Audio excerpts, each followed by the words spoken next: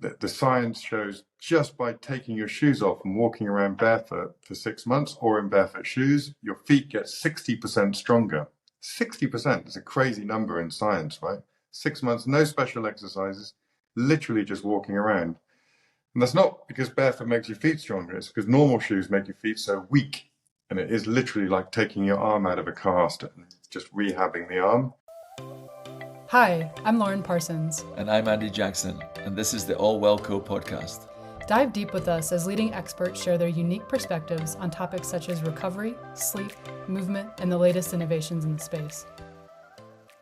In today's episode, we welcome Galahad Clark, a visionary and minimalist in sustainable footwear and a descendant of the storied Clark's footwear dynasty. Let's get right to it. So Galahad, you've obviously got a very famous surname in Clark's, which obviously everyone in the UK will know because we were all brought up on Clark's footwear. Do you want to just explain a bit about your family background, Clark's, particularly for our overseas and US audience? They may not be as aware so much about the Clark's dynasty. Yeah, sure. So my family come from the southwest of England, a rural sheep farming area called Somerset, which is sort of now probably more famous in the world for the music festival Glastonbury than the shoes.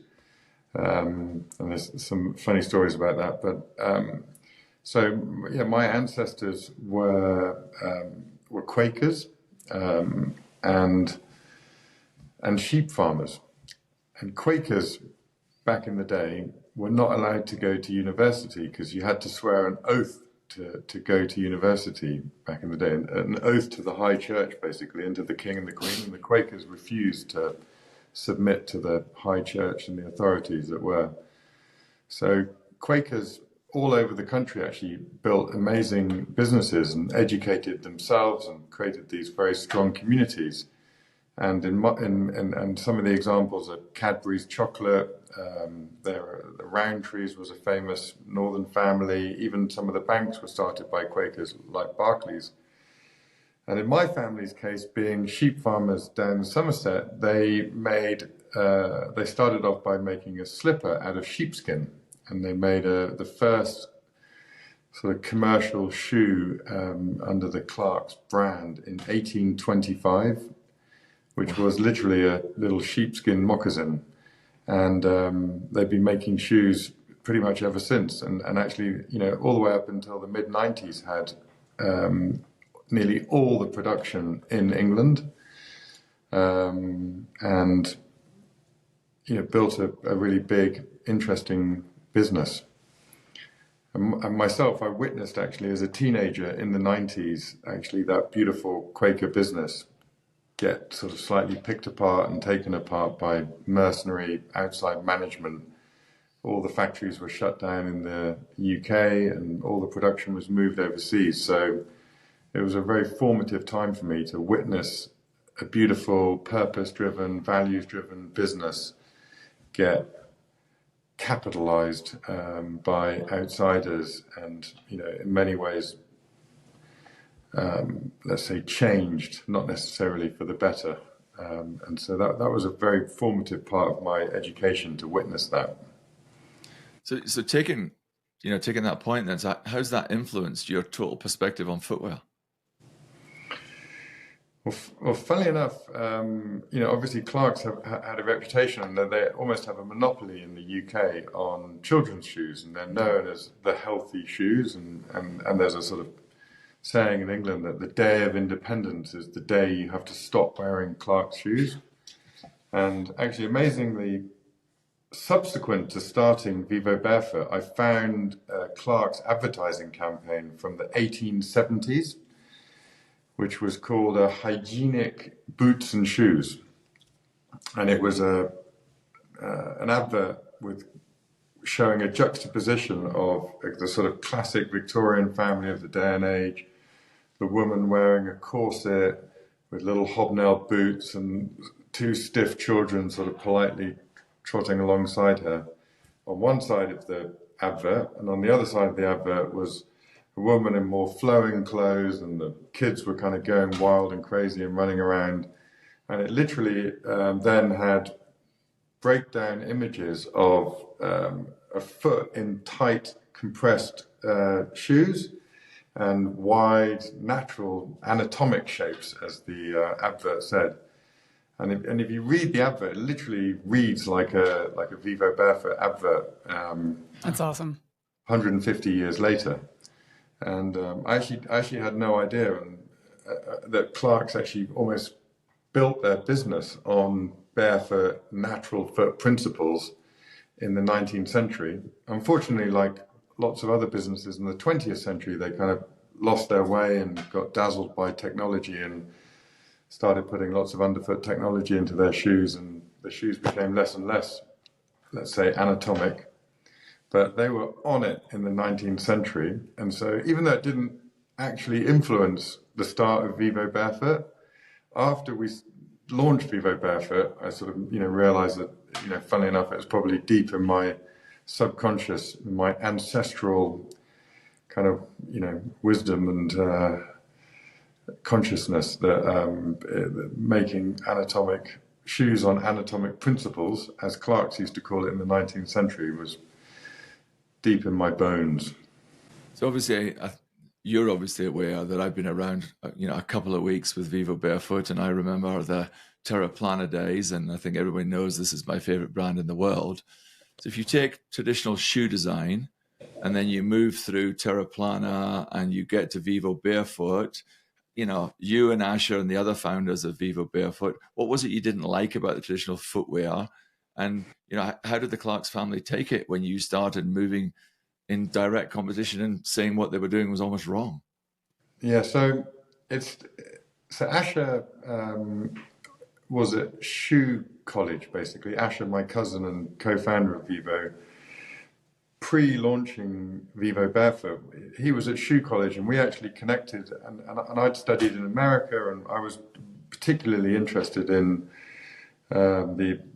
what was effectively the early environmental movement, sustainability by design, etc. And like you say, Terra Plana was one of the first ecologically minded shoe companies of the early 2000s. And I spent time with Asher, basically helping him complete his university. He's a bit dyslexic and a wonderful designer, not a brilliant writer. And so we actually connected over sustainable shoe design and figuring out how to make more sustainable shoes. But at that time, not really even being aware of barefoot as a concept. And it was only later that then a childhood friend of mine came to me with the idea of a barefoot shoe. And he had a Nike shoe that he'd cut the sole off and stitched a tennis racket cover on the bottom, which allowed him to go to sort of effectively make what is a modern version of an ancient moccasin, and sort of said, this is the way shoes should be made. And during all that research, I'd come across a guy called John Ehrenfeld, who was a professor at MIT, and wrote a book called Sustainability. And in his book, sort of defined sustainability as humans and all other life being able to flourish on Earth. And flourish is a wonderful word. And he said the only excuse for filling the world up with more stuff is that if products or services help us connect more with nature and or help us feel more human and or start to answer important environmental or ethical questions. And it was about the same time I was sort of deep into John Ehrenfeld that this barefoot shoe got put on my desk. And, you'd be amazed how few people in the shoe industry actually really understand foot anatomy and foot biomechanics, etc., and myself included, and Asher included in many ways. And it was also about that time that Born to Run came out. So we're now sort of 2008, 2009.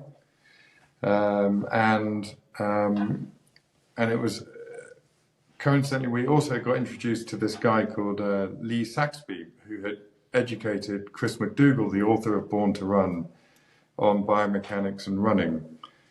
And so, to cut a long story short, we all of a sudden had this confluence of influences, got deeply educated on foot anatomy, on biomechanics, barefoot shoes sitting on the desk, John Ehrenfeld saying, the only reason to make products would be to help us connect with nature and get back in touch with our human. And, it was all those different factors that all came together, and we realized the only way to make shoes was barefoot shoes. Now, we initially thought, gosh, this idea is way bigger than us.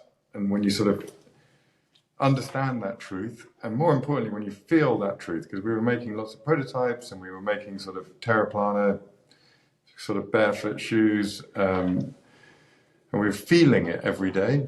And once we kind of got the theory, felt the practice, we thought, God, we can never do this massive idea that's going to sort of completely bring the shoe industry back to its indigenous beginnings justice. So we went to the big shoe companies, including Clark's, and said, this is the way shoes should be made, especially kids' shoes. And we basically got rejected left, right, and center from all these big shoe companies. And it was interesting. And, we went back kind of year after year for quite a few years, getting rejected. And we kept on hearing the same message from these big shoe execs saying, we get it, we get the science, we get it's good for growing feet, but the consumer isn't ready. And we thought, this is unbelievable, right? These big shoe companies actually do understand, that this is especially for kids' feet, but they're not doing anything about it just for fashion reasons, basically, and commercial, reasons. And so it got to about 2012 that we thought, well, we just got to go for it.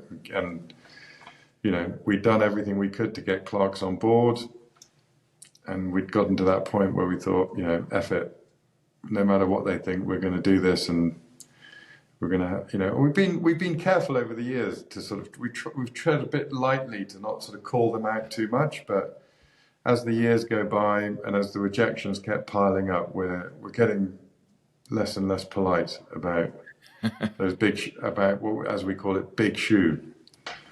Yeah.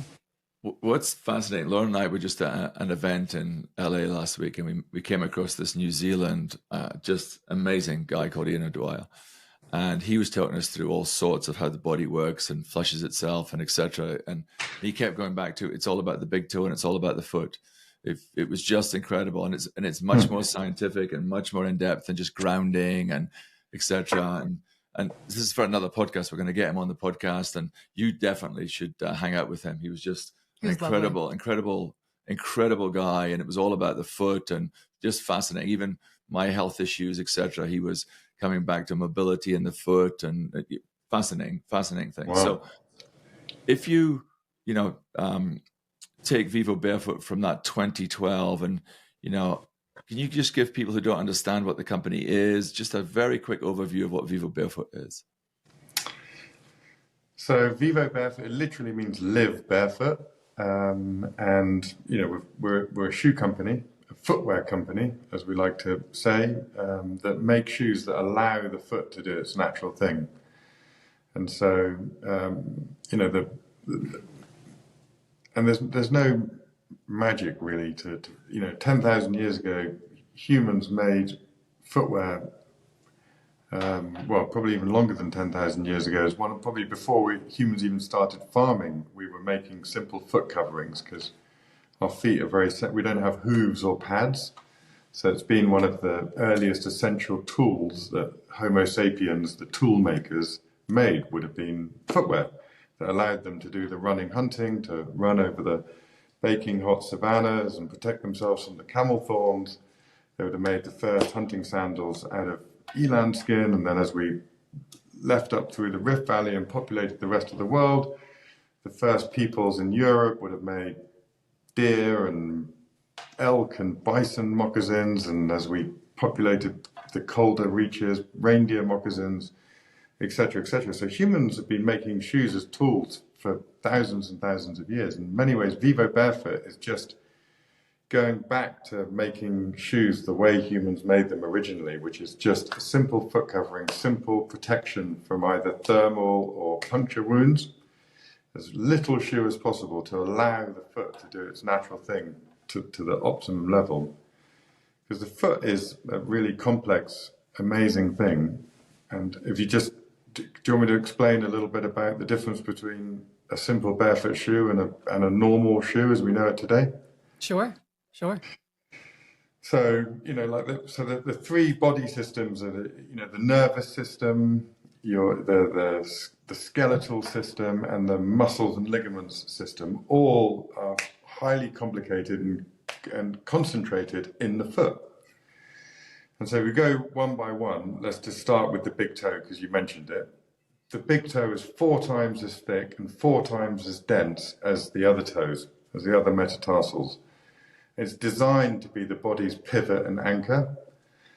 And so, it's designed to get all the force and action as you move through it. It's designed to get absolute battering. And so a good barefoot shoe allows the big toe to connect with the ground and push off, and all the weight to go through the big toe.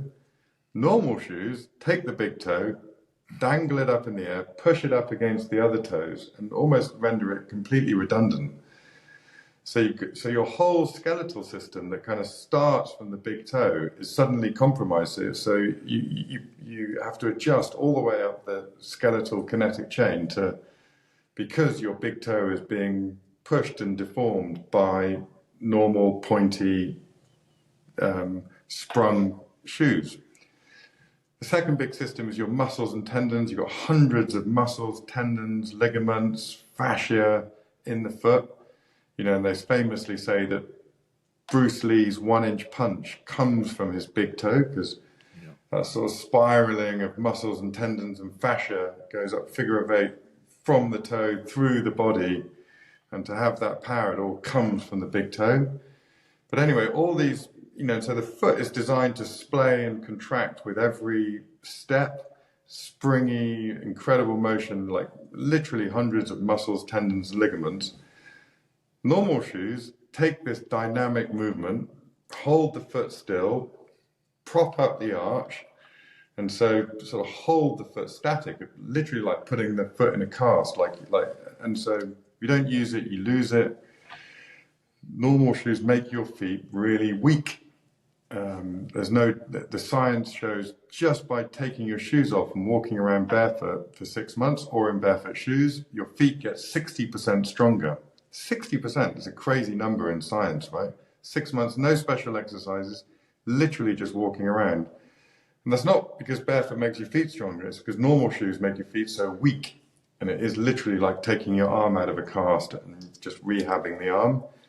And then finally, and most importantly, most of our brain is dedicated to movement. And a really big part of that movement brain, the same size of the brain that gets information from the hand, the same size of the brain gets information from the feet.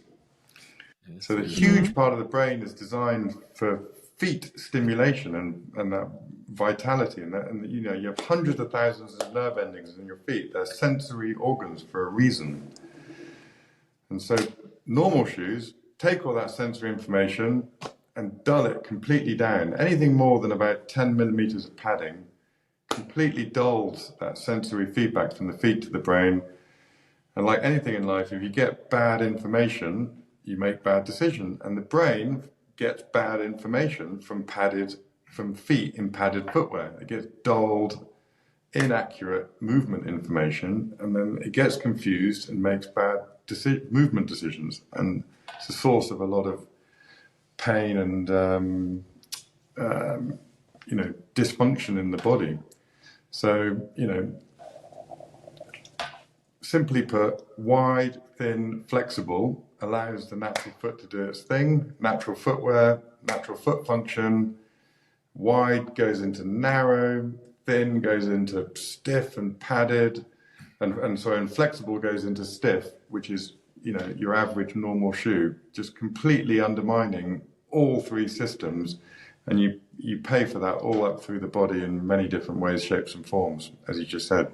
Yeah, that's super interesting. The comment you made earlier on big shoe companies saying that the consumer wasn't ready for barefoot shoes is mind-blowing to me, right? Because as a Homo sapien, as a tool maker, like we were just talking through, that's where we come from. So how can you not be ready for something that you already were? quite interesting. If you were to summarize, what are the top 3 reasons that someone should consider wearing a barefoot shoe or living barefoot? Health, and health.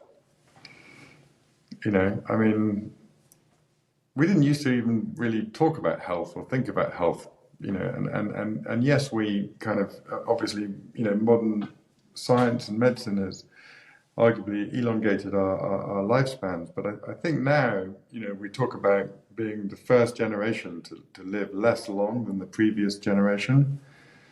And, in the 21st century, we are now so disconnected from nature and our natural health.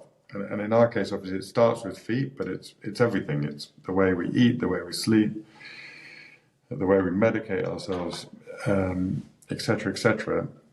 That we are actually starting, the rise in chronic pain, the rise in autoimmune diseases is going up and up and up. And so, look, movement is so at the heart of health. And if you don't enjoy moving and you're in pain, I think something like over 50% of people over 50 are in some kind of chronic pain. How many people do you know that, I can't run anymore, I've got bad knees, I've got bad hips, I've got a sore back. I mean, evolutionary, you would have all been food if you couldn't move. That's right. It's just not natural to not be able to move. The science shows that at age 19, you reach a certain level of physical potential, and then let's say endurance potential, because we are, endurance animals.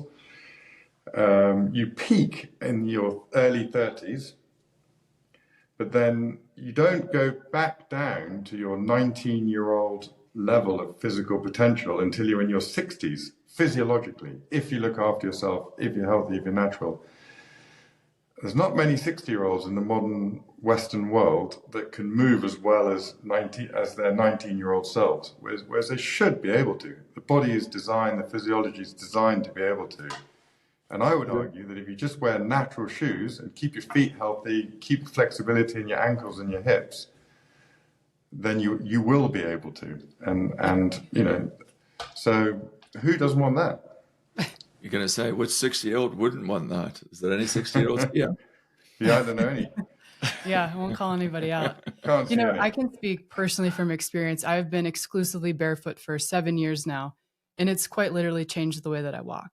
And before that, I'd like to think I was a healthy person. I played sports in college. I come from a family that is very preventative health, focused and minded, but it starts at the feet, like you're saying, right? And it changes quite literally everything you're doing. And I walk differently now, my posture. But everyone is born, obviously, nobody's born knowing how to walk, but humans learn how to walk barefoot. And actually, if you want to see sort of almost perfect human movement, if you watch a sort of a small kid, let's say a 5-year-old, just running barefoot around a swimming pool, they're running barefoot as fast as they can on hard concrete, laughing, smiling, relaxed. They've got their head, and the head is still disproportionately big for that young body. So they've got to balance the head above a long, spindly spine, above little legs. So they have to take lots of very small steps.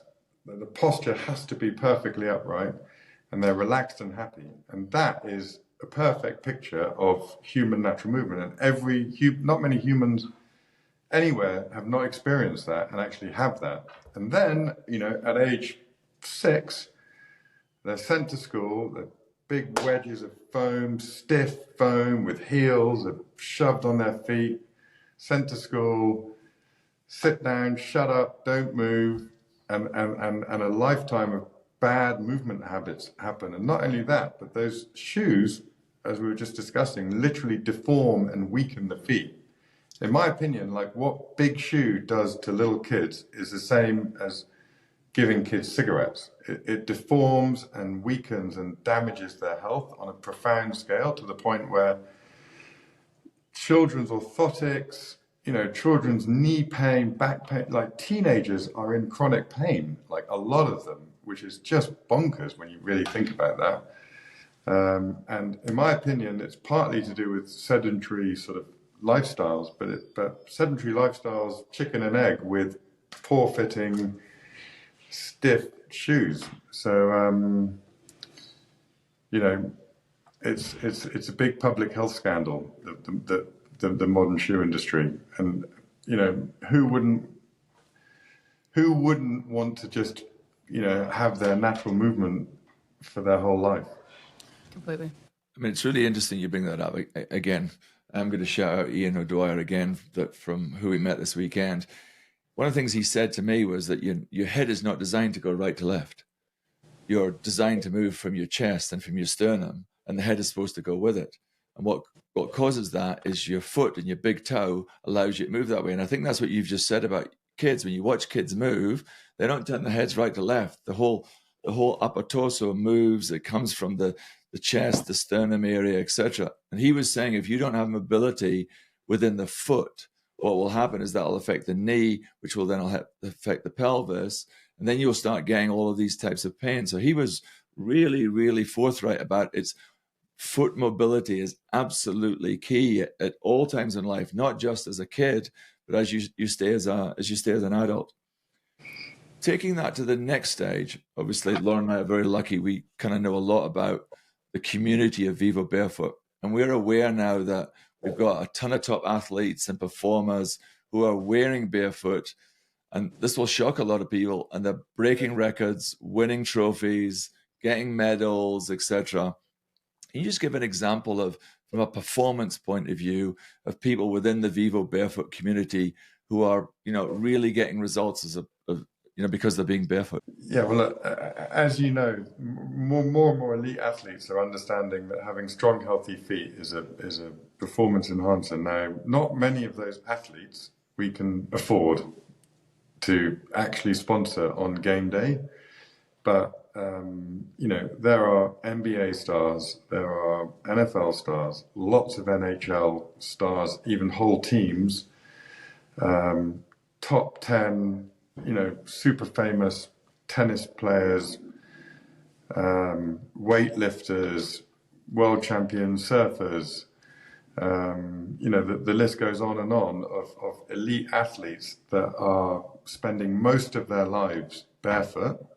And what they wear for match day or performance day is maybe not a barefoot shoe, but they're spending 80-90% of their lives and their training in barefoot, because they understand that that's the best way to get their body strong and healthy and functioning well.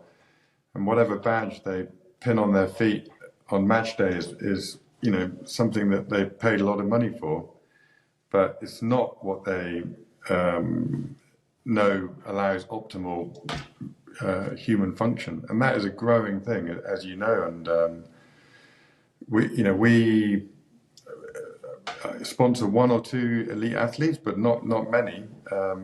But they're coming to us. We're making special shoes for them. It's almost like a secret that we can't talk about, but it's all happening behind the scenes, and oftentimes it's through the trainers, as you know, and the health pros that get it, and they're helping these incredible athletes just reawaken their feet. And once you start to do it, as I said in the very beginning, once you feel it and you understand it, you can't unfeel it's hard to go it. You back. can't unknow it. Yeah, a couple of our previous guests on the podcast, we've got an Olympic wrestler who has come on here, only wears Vivo Barefoot, gold medalist. We've got a world rock climbing champion who's been on our podcast, only wears Vivos. And I recently just found out that the golf long driving distance champion, that's all he wears. He just wears Vivo Barefoots, and he's the longest drive, and we've got golf coaches, etc. Just like the 1-inch punch, the 400-yard drive comes from your big toe. Exactly. Yeah. I want to go back to the education side of things a little bit, because that's kind of the foundation of Vivo Barefoot, right? It's how do we educate the consumer to understand that this is where we came from, and it's not just a wide toe box because it looks a certain way. How do you approach educating the market on the benefits of being minimalist, being barefoot? How does Vivo take that approach? Well, I mean, we approach it, and arguably we fail at it because obviously it's still a long, long way from conventional wisdom. But look, we create digital tools, we engage with coaches, we engage with various health professionals all over the world. We put on courses, seminars. It's one thing providing education, but it's another thing people being open to receive education, right? And so we try to just work through truth providers, right? And because it's all very well me saying, hey, you should buy these shoes that I'm making, and I'm going to sell loads of shoes, and that's great. But that's obviously not the most effective way than if your doctor or your physio or your osteopath or whatever says you really should wear barefoot shoes. That'll make your whole body work. You'll feel better. You'll feel healthier. So we try to build up these health networks, and as you know, they are growing, and it is growing, but it's frustrating. I mean, like for example, in London, there's a guy called Yoan Jones who is a pretty famous foot and ankle surgeon, and he operates in one of the leading foot and ankle surgeon groups, or in London. They do all the sort of Premiership footballers, and they're the kind of premier place to go. I think there's about 20 foot and ankle surgeons in this surgery. Now he's a complete convert, right? And he would say that 5 years ago, 90% of his patients, he would have done some kind of invasive foot or ankle surgery when they came in to see him. 5 years later, 90% of his patients, he just prescribes, he says, look, I can either operate or I can not operate and prescribe you some foot rehab. Normally includes kind of wearing more barefoot shoes. Do these foot exercises, rehab your feet, and you don't need any surgery. And literally, like there's almost like 100% shift in his level of invasive foot surgery. Now, of the 20 foot and ankle surgeons in his clinic, 18 of them still stick to the old ways, even though they see his results, they see the health, and we see that like that there are pockets of health educators that are out there fighting the good cause, but there's so much resistance from mainstream health people that it is a big challenge, and it's not taught at medical school, so it's considered something sort of other than the mainstream, and it's funny enough, it's, as you know, it's through the osteos and the chiropractors and things like that are considered to be sort of slightly left field of mainstream medicine that are bringing this back. But it's an ongoing challenge. People in the end go barefoot or go back to barefoot because they're either desperate or they're inspired. And when they're desperate, they're just they're looking for advice. They'll try anything. And, they're in recovery mode. But we want, obviously, it's a shame to have to fix broken people, as it were, and we want to inspire as many people to go there before they get in pain and injury. And that's the big education challenge: is how do we, what do you think? How do you think we could go about it better? You guys are, this is your world, right? How I mean, hey, like you said earlier, if we say it, no one will believe you, but if they say it, they'll believe it to be true, I think is such an easy way to say something, but it's so powerful. And then further than that, when you look at, like you said, with medical school and things like that, it makes a lot of sense. It's the same with nutrition. It's almost that we need to take a step back further and start with, what is the barrier? Where is the wall? Once we can break that down, this stuff seems logical. It makes sense, right? But you have to be perceptive, like you're saying, to be open to hearing it. And until you are, you're not going to hear the message. You're not going to get the concepts that we started with 10,000 years ago, like we're saying. So It is. It's a battle. One of the huge blockers is the industry of podiatry, which is kind of, as far as I'm concerned, all part of big shoe. And, it is a shoe spiracy as far as I'm concerned at this stage. It's so lucrative to see 20 patients a day. You spend 20 minutes with them. Oh, what you need is a $500 set of orthotics. Here you go, on insurance, take a big cut. Next, yep, you also need a really expensive pair of orthotics. Blah, blah, blah. Next, and they go, on a factory line of patients coming in, and they're literally making thousands of dollars a day, like prescribing orthotics. Or they could say, I'm not going to make any money from you. I'm just going to prescribe you, a few exercises and, wear a little bit less shoe. Very difficult, right? And it's a huge industry. Changes the entire revenue model. Yeah. Profit in medicine are uncomfortable bedfellows, as we know. Yes. Yeah, well, we've got some kind of good news for you. So when we were at the show last week, there were lots of Vivo there, lots of people telling us how it's changed their lives. And we're talking not just the chiropractors and ortho people, we're talking strength and conditioning coaches, we're talking health and fitness people, we're talking personal trainers, etc. There are a lot of people there. We had several people who said, this is all our clients wear in the gym. So it's starting to feed down into that type of model. So I think you're there. If you're asking me personally, I think continuing to strengthen the educational message around barefoot as the focus would be for me, and how that affects the holistic wellness of people.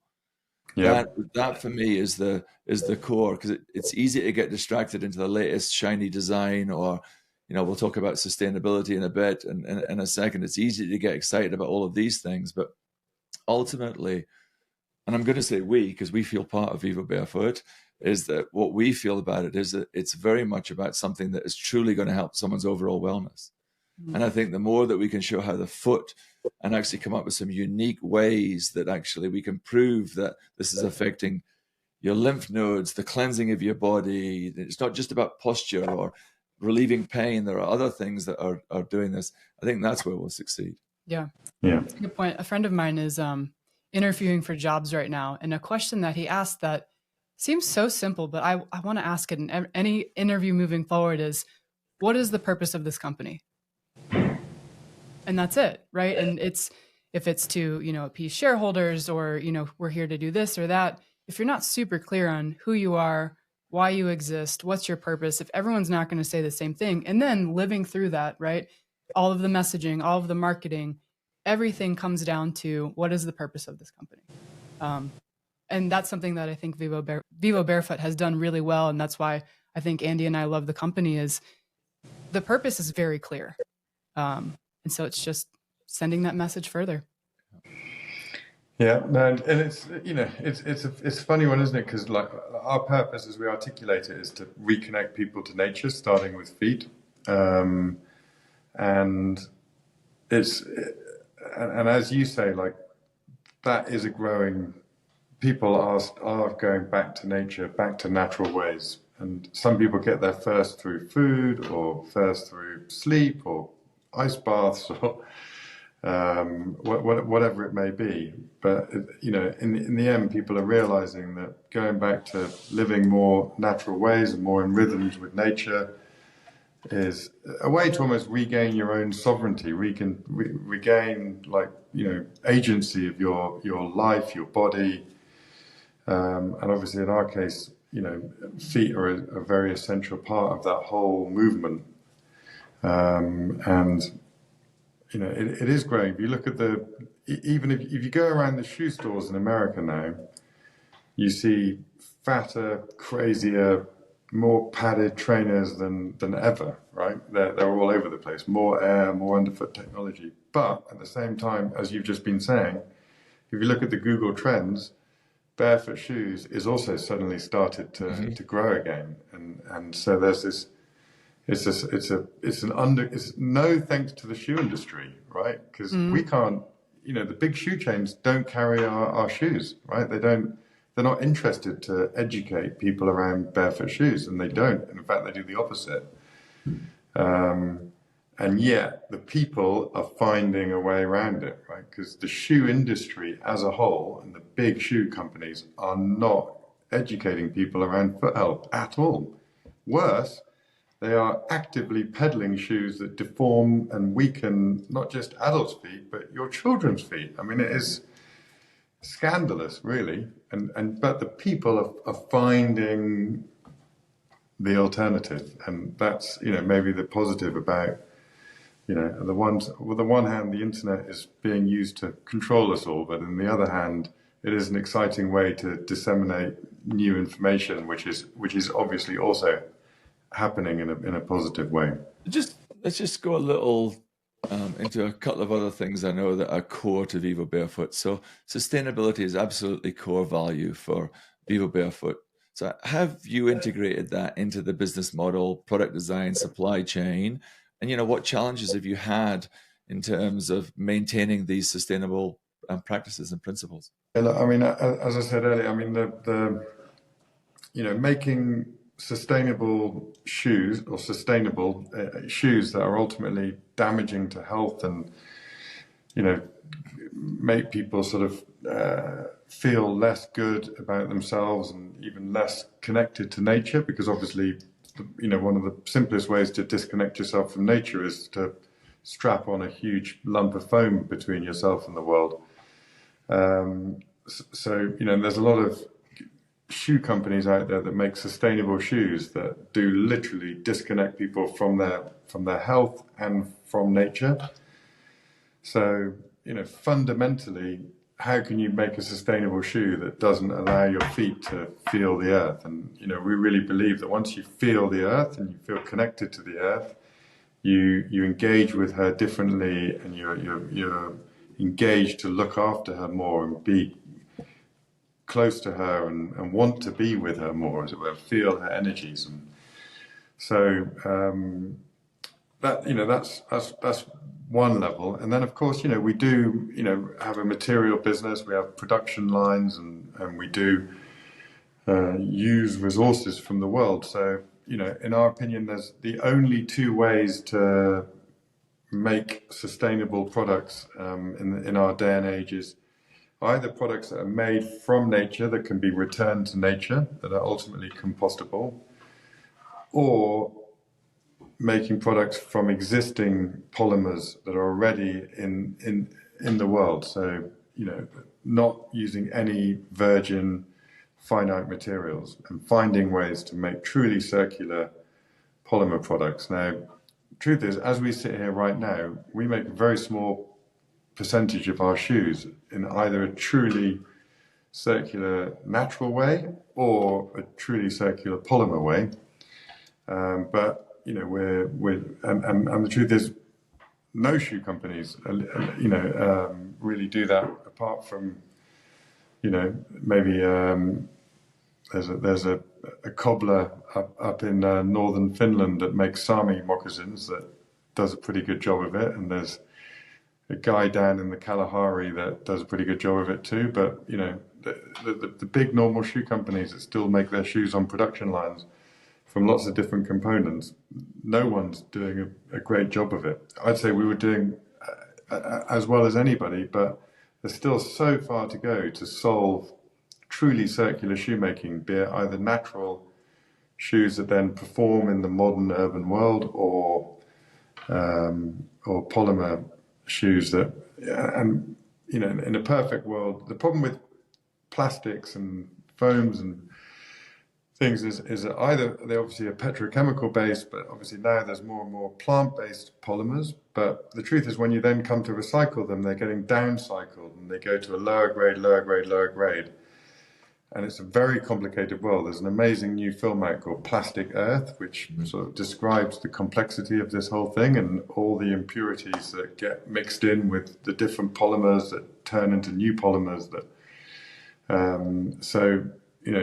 To create true circularity within a plastic world is a huge challenge, and one that a lot of people are putting a lot of time and energy into. But it's it's a quagmire of complexity at the moment, unfortunately.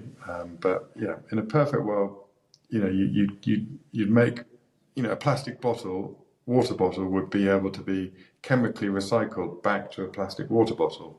Right now, a plastic water bottle becomes a fleece, becomes, a pair of glasses, becomes a rubbish bin, and ends up in a playground. And then, so anyway, it's a complex world, but to go from a world of shoemaking where 24 billion pairs of shoes are made a year, probably 95%, all of them end up in landfill, to a world where we're arguably consuming a few less shoes per person per year, and they're actually genuinely not consuming new virgin finite materials. We have a long, long, long way to go. That's us included. That's the whole shoe industry. It's a big problem, and one that we want to be part of the solution, not the ongoing problem. Right. A new project of yours, Vivo Biome, 3D printed, compostable. Can you talk us through that project, and when will it be available? Yeah, so look, we've spoken a little bit about ancient shoemaking and how humans made shoes in the dawn of time. And back in the day, 10,000 years ago, humans would have made shoes person by person, foot by foot, from the local sustainable materials, because they had to. And this phenomenon of long production lines of making shoes that don't quite fit, end up in warehouses that are mainly sold at discount and end up in landfill. That is the definition of non-sustainable shoemaking. And so Project Biome is a way, using modern technology, of how to get back to that indigenous shoemaking, going back to making shoes person by person, foot by foot, that really fit the wearer. And where back in the day you would have just drawn around someone's foot on an animal hide and then made a beautiful moccasin for them. In the day and age we live in now, our mobile phones all have LiDAR scanning technology in them, so you can scan the foot. Not quite ready, almost ready. 3D printing gives the opportunity to print soles that work in the modern world and perform in the modern world. And we've just, obviously working with new polymer companies to make biodegradable polymers that can be 3D printed. We just announced that recently. Amazing collaboration with a company called Belena. And then, and then you can make different uppers for depending on what type of shoes you need to make, and you can make those relatively efficiently locally. So yeah, we envisage a future where shoes will again be made very locally, bespoke to each person, made from local sustainable materials that are then truly circular. So, and Project Biome is our attempt to, well, it's not our attempt, it is the way we're going to solve this problem. And we're now in beta phase testing. We have something called the Pioneer Program, where we have a few hundred pairs out on people's feet that are getting tested, and then we're going live in the summer this year with the first few thousand pairs of, for consumers. Let me just take you back to something you said right at the very beginning. You talked about a lot of people who are not wearing barefoot shoes, who their big toe can be pulled up and their arch can be pulled up, etc. If you scan their foot and then you make a shoe that fits the foot that's not right, how's that going to help them in the barefoot? So we build into the algorithm space for the arch to be dynamic and space for the big toe to move out, because nearly everybody big toe is compromised, mine included. And don't forget, I grew up wearing the healthiest kids' footwear in the world, but I have deformed feet from wearing those shoes. And even after more than 10 years of wearing barefoot shoes, my feet are still really not back to their perfect natural shape. They're getting better and better, and the mobility is getting better and better. But yeah, we build that into the algorithm to allow the foot to, and then the principle being that you'll wear these shoes for a year or so, you come back and you will take back the shoes, will fully, and genuinely circular way recycle them, not downcycle them or compost them, and then scan, and your foot will change, as you know, over time, right? Your foot will strengthen, the muscles dramatically change, the shape of your toes change, and will make a new shoe to your new foot shape, and so on and so forth. And that will be a really accurate way back to natural foot health and foot function by having really bespoke shoes that take you on that journey. So I'm lucky enough to have been around quite a while with Vivo, and I've tried pretty much every type of footwear we've had. And for me, one of the things I always say to people, who don't understand materials is that often these materials can perform better. They're more comfortable. The shoes can be more comfortable. Sure, they'll give you all of that benefit. And I've got some particular ones we did with biomaterials, I don't know, 6-7 years ago, that are still looking perfect. They're wonderfully great in terms of durability. They still look pretty good, etc. So the materials that we used have been great. So if I've got a durable material and I'm wearing shoes, barefoot shoes, and I've been putting them through the gym and smacking them hard for years, and they still look great and work well, why do I need a shoe that's compostable?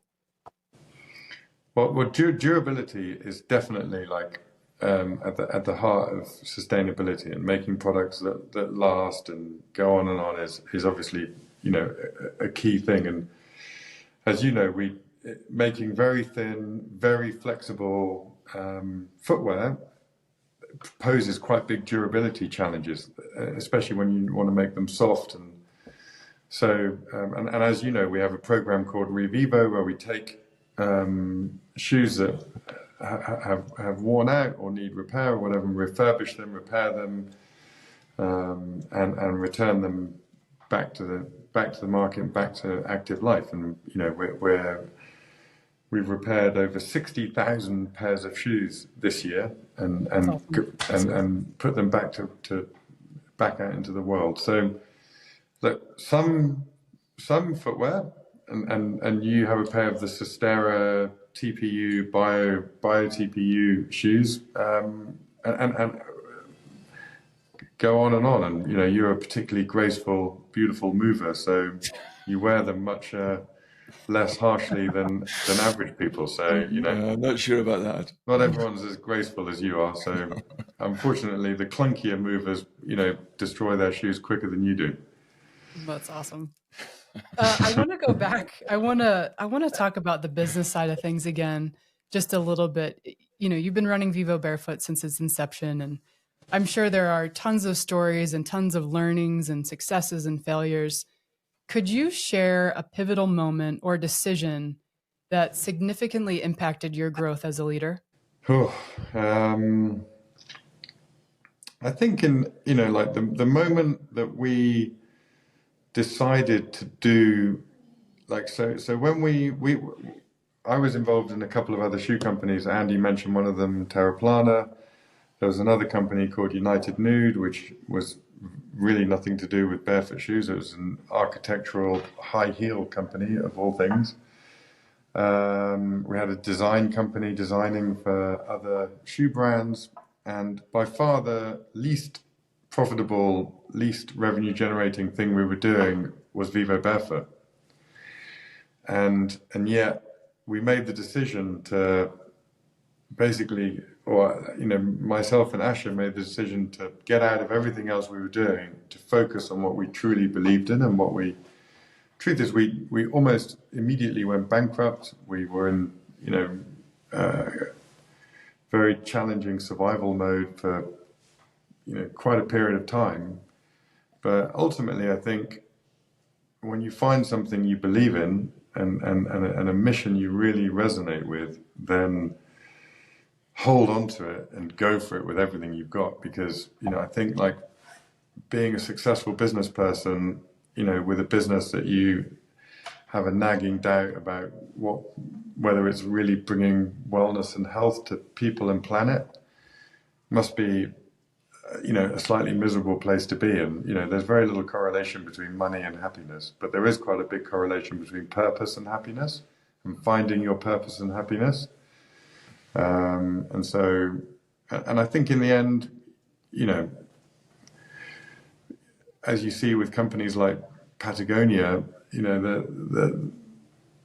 it's had a material success, but in the end, the people behind it, what's really brought them happiness is that company being able to regenerate and support ecosystems all over the world, to be an activist, to support activists all over the world, to help environmental causes and movements. And the guy that started it realizes that his happiness is standing in the middle of the river in Montana with a fishing rod in his hand. And that company is now completely dedicated to using its profits to make the world a better place. And and unfortunately, that is an outlier. And I've been to quite a few conferences of business for good and businesses that are supposed to be doing good in the world. And Patagonia is always talked about as this sort of alien company that is different to everything else. And, other companies are not even trying to be like Patagonia. And I don't know, in my opinion, the world needs hundreds, thousands more Patagonias, right? You can't treat Patagonia as this anomaly. Like, if business is truly going to be part of, at least delaying our extinction from this earth, then thousands of businesses need to start acting with that mindset. And, if more founders and more business people realize that actually it was staying true to purpose that makes you happy and fulfilled, not pursuing short-term capital and, buying a bigger house, and then the world will be, then we might have an outside chance of our grandchildren having a wonderful time on this wonderful earth. Yeah. Is being a B Corp enough? No. You can be a pretty degenerative business and be a B Corp, unfortunately. Yeah. And as you know, there's a scale of scoring in B Corp. So the average company in the world has a B Corp score of 50, I think, right? Which is, now to then actually become a B Corp, you need to have a score of 80. Patagonia have a score of 160, and I think Dr. Bonner's has a score of like 180, something like that. They're one of the highest scoring B Corps. The difference between 160 and 80 is very big, and you can, be quite a degenerative business and be a B Corp and have a score of 80, which is still almost double the average score of a company, which is about 50. So, tragically, that sort of business as a force for good movement is slowing down in America. There are now more B Corps in the UK than there are in the USA, amazingly. And that prerogative is slowing down. So there's still a long, long way to go on that front. So this podcast, is focused on really three pillars for us. It's about strength, kindness, and perspective. And I think today you've shown lots of strength in terms of sticking with your purpose and making sure that you believe in everything that you're doing. No doubt you've given some unique perspectives on sustainability, on the effects on holistic health, etc. We believe the world, especially at the moment, doesn't have enough kindness. So one of the things we always like to do as we draw to a close in this podcast is for you to share and give someone a shout out who's really been your mentor, someone who might have sculpted your path or your philosophy. So who would you like to show some kindness and give a shout out to? Well, I would. Can I? Do you want just one person? No, it could be as many as you like. All right. Well, one of the first people that really influenced me all the way when I was back at university, and is a lady called Helena Norberg Hodge, who wrote a book. Her famous book was called Ancient Futures, and she had a huge, and her books had a huge impact on my life and my ecological and environmental and social sort of awakening, shall we say, as a university kid. And amazingly, I've had the good fortune to hang out. Helena's now, I think, 80 years old. Had the good fortune to hang out with her recently, get to know her, And she's now having a really direct and big impact on my thinking about the world. And she has an organization called Local Futures.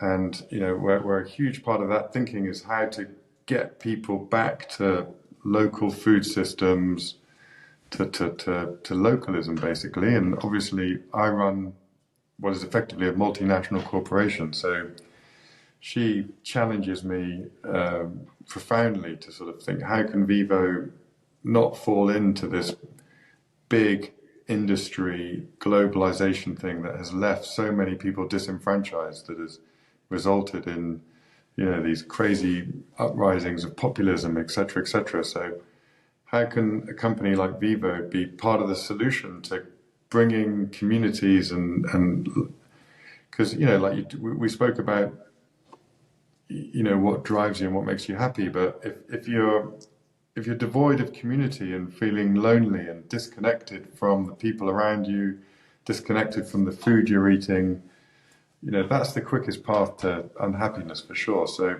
how do you build global businesses and yet keep a sense of the local is a really interesting challenge in the world today. And so Helena is definitely someone, and her organization and her mission is something that is a constant challenge to me. Second person is Kate Fletcher, who wrote a book called Sustainability by Design, a number of other books. And she has pushed me for years to go way beyond where we are as a sustainable company. And rather like Helena, she sets stars that we aim for, and we never achieve, and we constantly sort of maybe land on the moon, but which is not a nice analogy. At least just land on another part of the earth. But Kate Fletcher and her books are really important in terms of helping people really think about where sustainable design can go in the future. And she's written a number of books, and I couldn't recommend her strongly enough.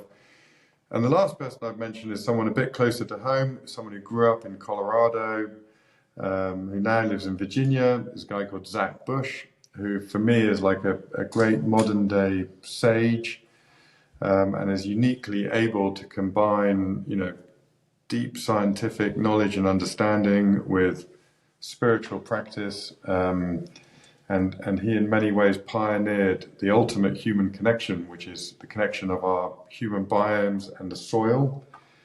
And he's a polymath with multiple projects spanning energy and digital currency and internet search engines and biome restoration, regenerative farming, and is really sort of whole agroforestry project, landscape projects in multiple continents across the world. So in terms of he has a famous surname for Americans, and he is connected to that Bush family, and he is, I hope, going to run for leader of the free world in 2028. Okay. So, hopefully I will be in a position to come around and hand out some pamphlets for him. But yeah, for me, he's been someone that has, inspired me, taught me so much and inspired me on so many levels. And the world would be a much better place if he gets to run it. Just quickly before you sign off, don't forget to visit network.allwellco.com and join our professional network. You'll get to enjoy exclusive benefits from brands we love, such as Vivo Barefoot, and have access to a community where learning and professional development are always at the forefront of everything we do.